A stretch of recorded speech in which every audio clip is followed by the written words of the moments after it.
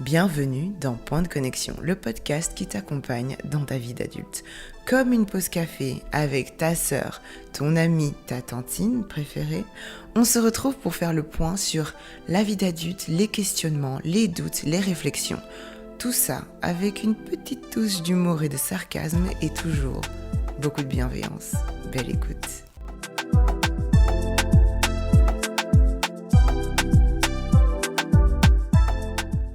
Hello tout le monde, bienvenue dans ce nouvel épisode, j'espère que vous allez bien, j'espère que vous êtes bien installés, au chaud, parce que il faut se couvrir là il faut se couvrir, mais j'espère que vous allez bien. Bienvenue dans ce nouvel épisode dans lequel on va parler d'un sujet un peu, comment dire, tabou.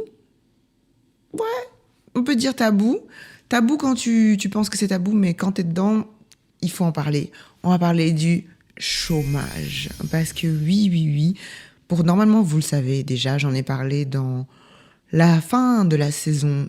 Non, pas la fin, qu'est-ce que je raconte ? Le début de la saison 3, j'en avais parlé que du coup, j'étais au chômage et que c'était la première fois de ma vie que je me retrouvais ni job étudiant, ni job, ni études, ni nothing.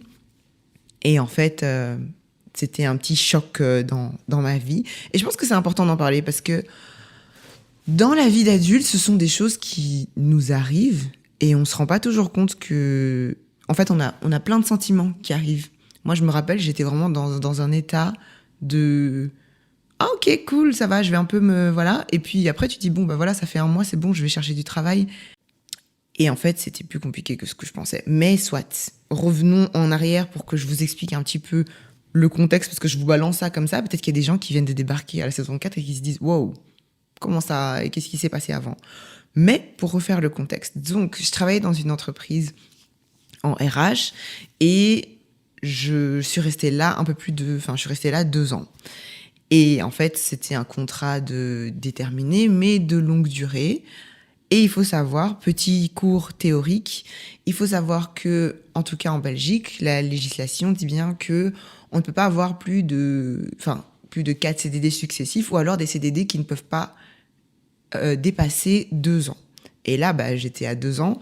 Donc, l'unique option, c'était soit que moi, je trouve autre chose, soit qu'on me donne un CDI. Et en fait, voilà, la situation a fait qu'on ne pouvait pas me donner un CDI parce qu'il y allait avoir des changements dans l'équipe, il y allait avoir une restructuration et tout ça. Donc, en fait, concrètement, ma fonction n'allait plus exister. Et ce qui fait que c'était pas possible de donner quelque chose qui n'allait plus exister.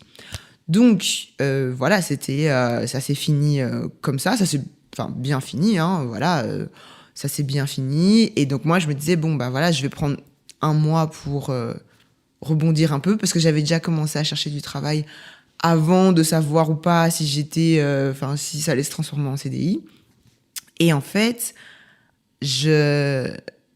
j'avais pris le mois, en fait ça s'est terminé en août et donc je me disais OK, juin, même mai, j'avais déjà commencé à regarder ailleurs. Et en même temps, je faisais ma formation en décoration d'intérieur le soir et le week-end quand je pouvais. Donc je me disais, voilà, ça va le faire. Et puis, au pire, je trouve un truc pour septembre. Le mois d'août, donc, est passé. Mon contrat s'est terminé. Et puis, comme à peu près chaque année, en septembre, avec mon mari, quand on peut, généralement, soit en août, soit en septembre, on part un peu en vacances. Donc, on a décidé de se faire des petits voyages et tout ça en septembre. Et puis, vient le moment où tu te dis, bon, ok, je cherche. En attendant, je prenais ça positivement au début parce que je me disais, it's ok, je vais profiter un peu de ce chômage. Tout le monde était là, mais meuf, profite, c'est tellement rare dans la vie et tout. Pas d'enfants, pas de rien, juste toi et ton chômage. Et je me disais, oui, vas-y, je vais profiter parce qu'en plus... Voilà, au moins je vais me focus pendant 1 mois sur ma formation en décoration. Je vais me donner quoi. Donc 1 mois passe, mais pendant ce temps, moi je suis inscrite au chômage, je suis inscrite chez Actiris et je me dis vas-y, on y va. Sauf que voilà, le mois de septembre passe. Attendez, je vais éternuer. Quand je vous dis qu'il faut se couvrir, c'est pas des blagues. Il faut se couvrir, hein. Buvez du gingembre et prenez de la vitamine C et de la vitamine D. Anyway. Donc, le mois de septembre passe et tout ça. Moi, je suis là à faire mes trucs. Et puis, vient quand même les moments où je me dis, bon, ben... Fin 2024, ça y est, quoi. Faudrait peut-être commencer à... Voilà. Je suis toujours concentrée sur ma formation en décoration et je suis contente. Mais attends, vous connaissez votre madame ici, vous connaissez votre tantine. Moi, j'aime bien quand les choses elles sont organisées, que c'est clair et tout. Donc moi, je suis là, je me dis, je fais mes petits trucs, je fais mon petit tableau avec où je postule, nanani, ce que j'attends, ce que je machin. Pour X, Y raison, c'était, vous n'avez pas assez d'expérience dans ça, oui, mais vous avez ça, mais si, mais ça, mais ça. Faut savoir que j'ai fait des études donc de communication, mais que, ayant de nouveau travaillé en RH, c'était quelque chose, finalement, je me dis, mais en fait, je pense que ma carrière, je la vois plus dans ce contact-là RH plutôt que dans la communication. J'aime beaucoup la com, j'aime beaucoup tout ce qui touche à la création et tout ça, mais je pense que j'ai envie de le faire à ma façon, plutôt que de créer du contenu et tout ça pour quelque chose peut-être auquel je ne crois pas ou bien qui est redondant. Ça, c'est ma vision des choses. J'ai beaucoup de mes amis qui forcément travaillent en communication, avec qui j'ai fait mes études et qui sont très bien là-dedans et je suis tout à fait admirative. Mais je me suis rendu compte que peut-être le RH c'était plus mon truc. Donc je voulais me spécialiser là-dedans. Donc j'ai fait des entretiens avec des agences de recrutement, machin. Je me suis inscrite en tant qu'intérimaire, nanana. Et tu sais, t'as vraiment ce truc, je sais pas comment expliquer, où il y a des moments où tu doutes quand même. Parce que tu dis, est-ce que j'ai vraiment fait le bon choix? Tu remets en question tous tes trucs. Tu dis, est-ce que j'ai fait le bon choix de ne pas chercher avant? Enfin, tu vois, tu te poses plein de questions. Et là, je me disais, mais est-ce que je me suis foirée? Est-ce que j'aurais dû rester en communication? Est-ce que finalement, ce qui tourne au RH et au recrutement, est-ce que c'est mon truc? Parce qu'on n'arrête pas de me dire, il vous faut plus d'expérience. Mais moi, je me dis, mais les gars, je cherche le travail pour avoir l'expérience. Toi, tu veux pas me donner le travail. Mais là, on fait comment? Hein? Ça clique pas ou pas? Chez vous, ça clique pas? Si je veux chercher l'expérience, c'est parce que je veux avoir l'expérience. Donc, pourquoi est-ce que tu me dis que j'ai pas assez d'expérience? Bref. Soit, ça c'est encore un autre sujet. Mais donc, moi, je suis là et je me dis, vas-y, donne tout. Et je vais pas vous mentir. 1 an de chômage, quand c'est fini, tu dis, ah ouais, c'était 1 an quand même et tout. Mais quand t'es dedans, quand ça fait déjà 3 mois que tu cherches, non-stop, tous les jours, t'es sur LinkedIn, Stepstone, Indeed, Actiris, VDAB. Non, tu connais le site, tu connais les sites, tu te dis, ok. À un moment, je me disais, bon, c'est la fin de l'année, peut-être en janvier, il va se passer quelque chose parce que les budgets vont se refaire et tout. Sauf qu'entre-temps, on a changé de gouvernement.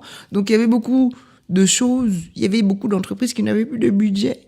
On leur a dit, ah non, ou c'est même pas qu'ils avaient plus de budget, mais le budget n'avait pas encore été approuvé. Donc, du coup, tu te retrouves avec des entreprises qui se disaient, mais on s'est pas encore engagé parce qu'on n'a pas encore la confirmation qu'on peut engager. Donc, tu vois, il y a plein de trucs comme ça.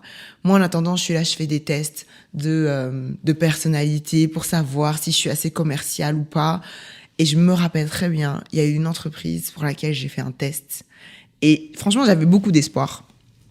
Je me disais, ça va le faire et tout, c'est bien. J'étais locked in, tu vois, j'étais vraiment concentrée sur le truc. J'ai fait l'entretien, j'ai fait le deuxième entretien, j'ai fait le test, et j'ai pas reçu de réponse à un moment, je dis genre un message genre, hey, vous avez des nouvelles pour moi? Ah oui, en fait, finalement, on vous a pas pris parce que, au vu du test, on ne pense pas que vous ayez l'âme commerciale. Ok. Sur base du test, donc vous...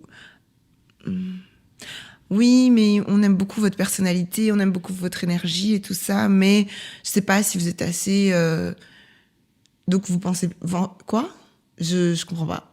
Donc en fait, les gens pensaient que j'étais trop gentille et que ce côté humain ne pouvait pas mener à ce que tu puisses être commercial. Donc en fait, le cliché du commercial, c'est vraiment genre moi je suis un shark, moi je veux les chiffres, moi je veux... Mais moi aussi je peux faire des chiffres, tu vois. Je vais le faire à ma manière, mais je peux faire des chiffres aussi, tu vois.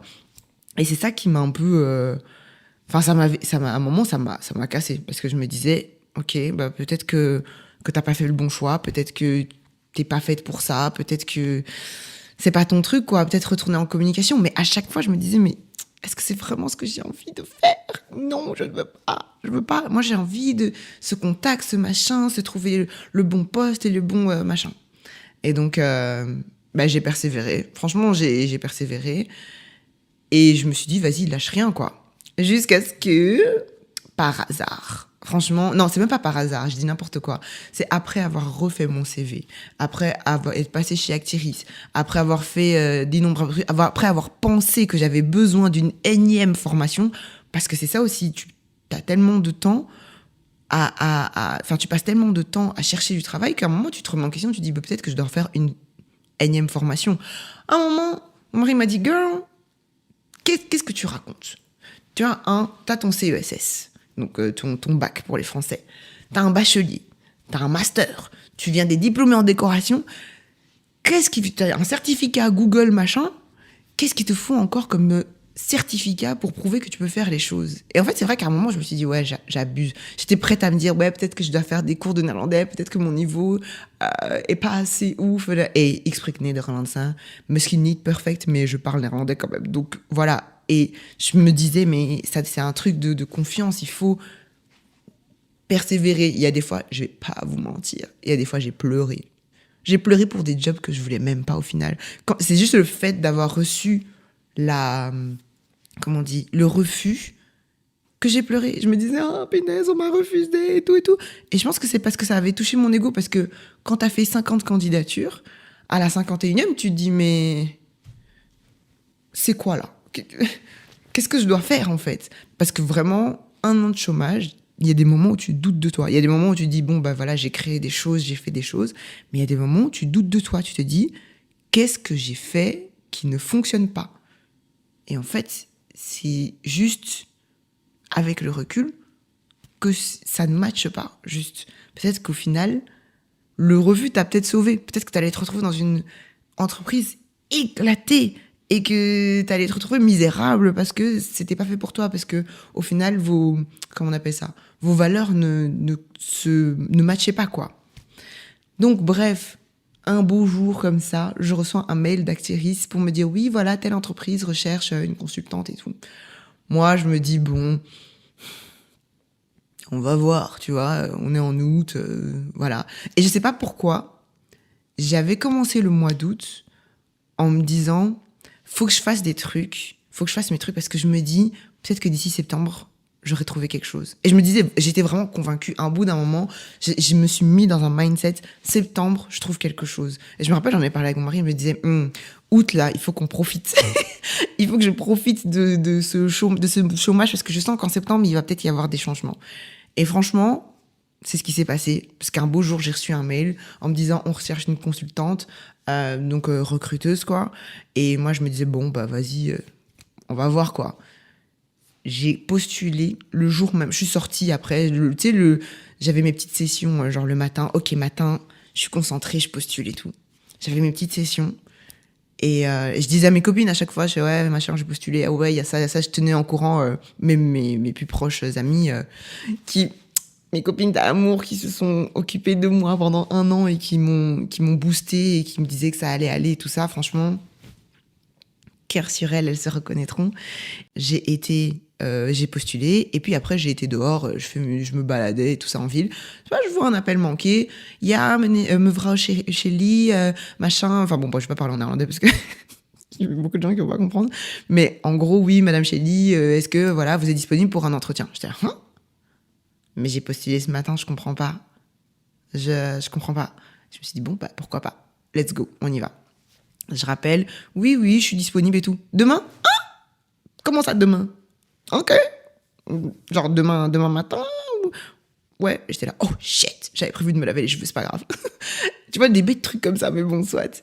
Le lendemain, j'y vais, ça se passe bien. Et là, je me dis, ok. Mais tu sais, tu restes sur tes gardes. Parce que je reste sur mes gardes, mais en même temps, je suis chill. Je sais pas comment vous expliquer.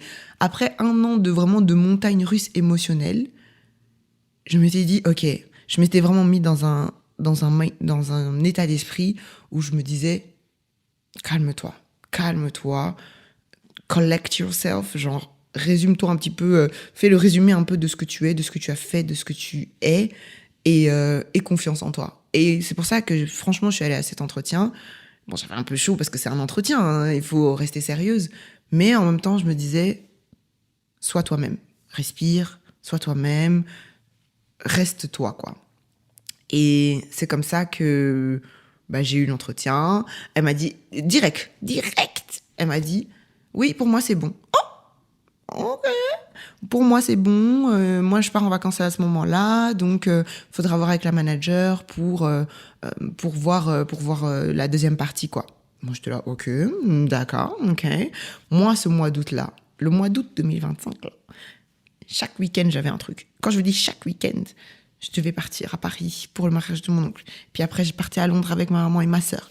Puis j'étais là, wow, je sais pas comment je vais faire, mais it's okay. Mais j'avais dit, le mois d'août, il faut que je le rentabilise, on sait jamais. Et c'était vraiment le on sait jamais. J'ai refait des trucs.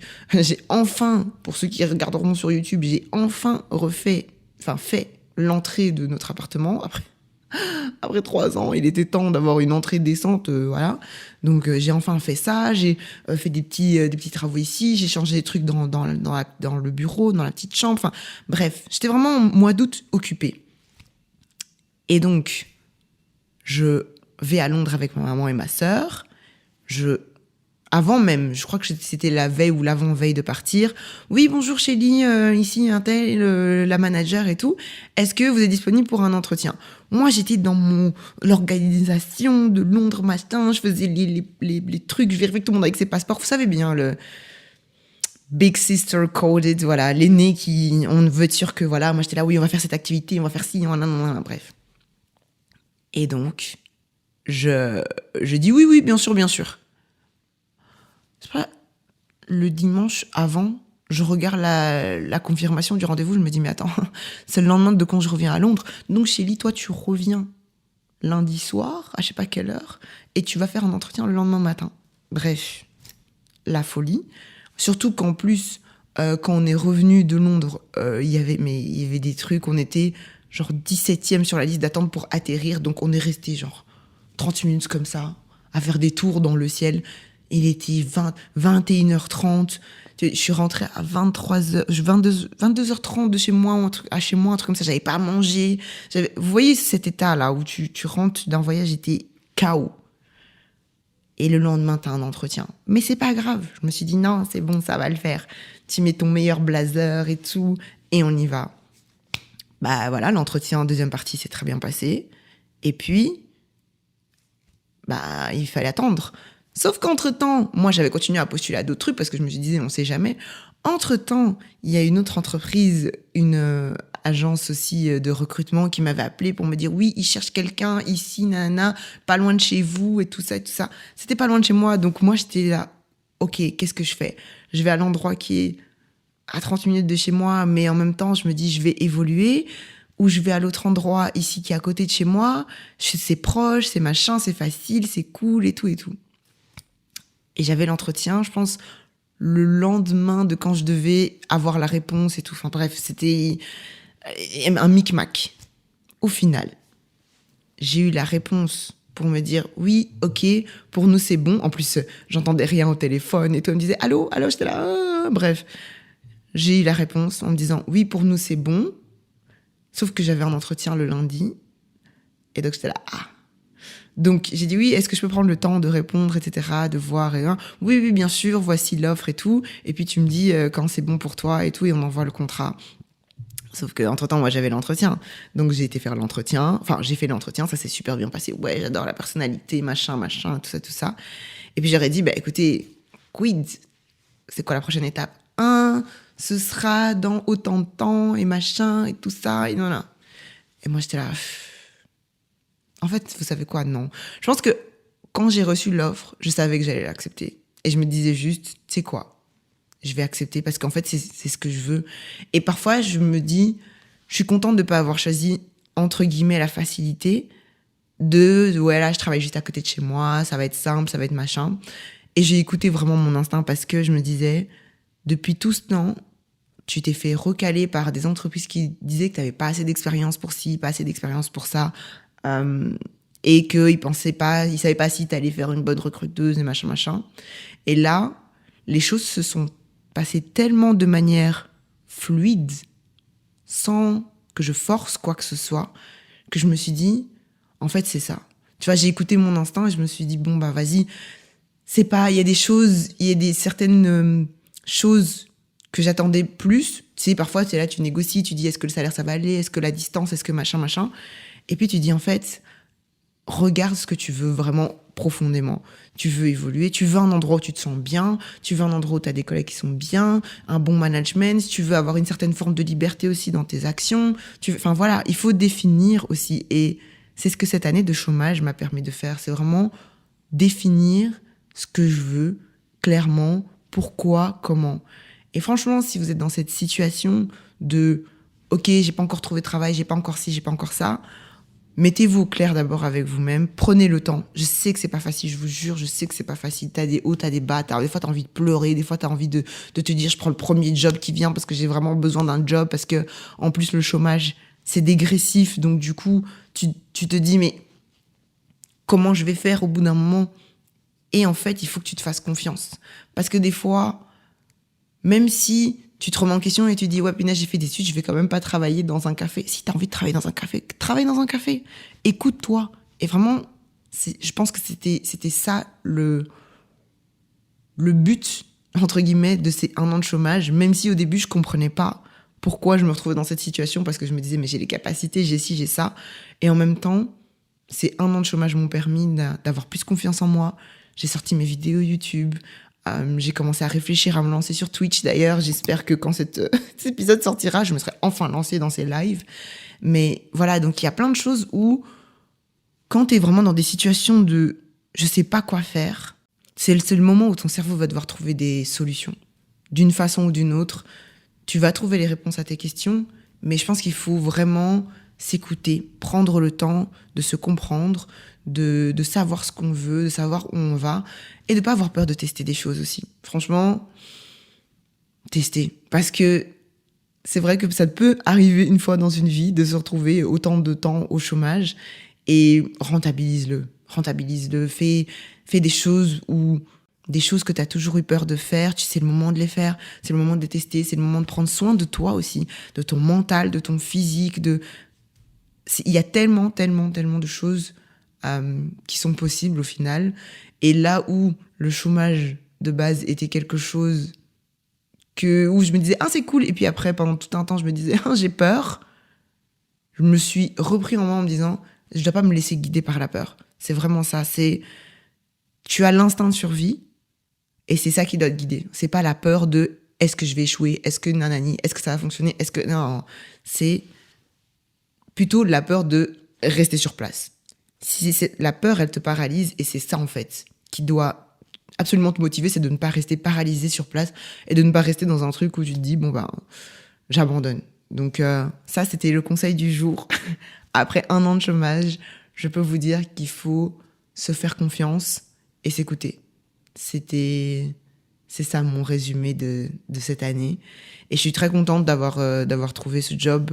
Je pense qu'il m'attendait juste. Je pense qu'il y a des choses qui t'attendent. Et quand c'est pour toi, c'est pour toi. Là, ça va faire 1 mois. Donc, ça me fait bizarre. Mais en même temps, je pense qu'il faut prendre les choses de manière chill, très calme. Et j'ai pris exemple sur pas mal des maris, au final, de mes amis, où on se disait, mais il faut être beaucoup plus chill, en fait, dans la vie. Et pas toujours prendre les choses de manière stressée, comme la société veut que tu fasses les choses de manière stressée. Mais ça, bon, ce sera pour un prochain épisode, je pense. Voilà, c'était la fin de ma story time de 1 an de chômage et comment j'ai trouvé du travail. J'espère que cet épisode vous aura plu. N'hésitez pas à me dire quoi, que ce soit sur votre plateforme d'écoute, dans les commentaires, sur YouTube, si vous regardez ma petit visage sur YouTube. Venez me rejoindre sur Instagram aussi, sur TikTok. Je poste pas mal, c'est plus sur TikTok en plus en ce moment, donc allez-y. Je vous fais plein de gros bisous. Prenez soin de vous, toujours. N'oubliez pas, prenez soin des autres, mais prenez soin de vous d'abord. À la prochaine. Salut, cuz.